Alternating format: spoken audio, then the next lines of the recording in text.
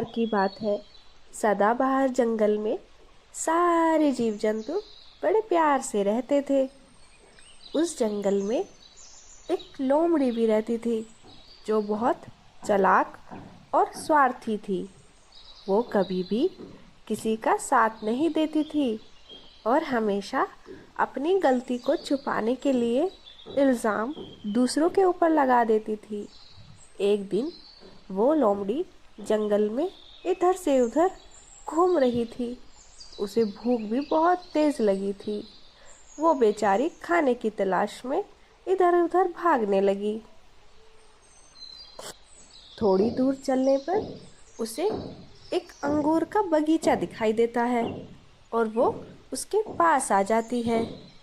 उसे देखकर उसकी भूख और बढ़ जाती है और जीभ लपलपाने लगती है। उसका मन करता है मैं इन अंगूर को एक साथ खा लूं और यही सोचकर वो अंगूर खाने के लिए ऊपर की ओर कूदती है। लेकिन अंगूर इतने ऊपर थे कि वो उसके हाथ ही नहीं आए। फिर भी उसने हार नहीं मानी। वो बार बार उसे कूदकर खाने की कोशिश कर रही थी। क्या पता वो इस बार मेरे हाथ में आ जाए।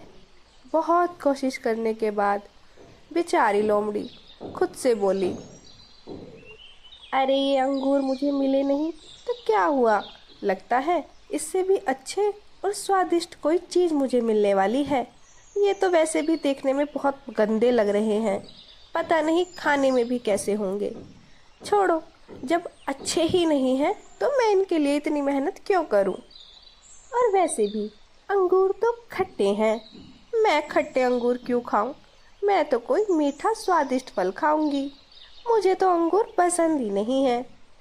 खामखा मैं तो इनको ऐसे ही देख रही थी कैसे लगते हैं, पर कोई बात नहीं, अंगूर खट्टे हैं। और ये कहकर वो वहाँ से चली गई। कुछ लोग अपनी गलतियों को नहीं मानते हैं और अपनी कमज़ोरी को छुपाने के लिए वो अपनी कमज़ोरी दूसरों के ऊपर टाल देते हैं। इस कहानी से हमें यही शिक्षा मिलती है कि हमें अपनी कमज़ोरियों को दूसरों के ऊपर नहीं टालना चाहिए, उन्हें अपना लेना चाहिए।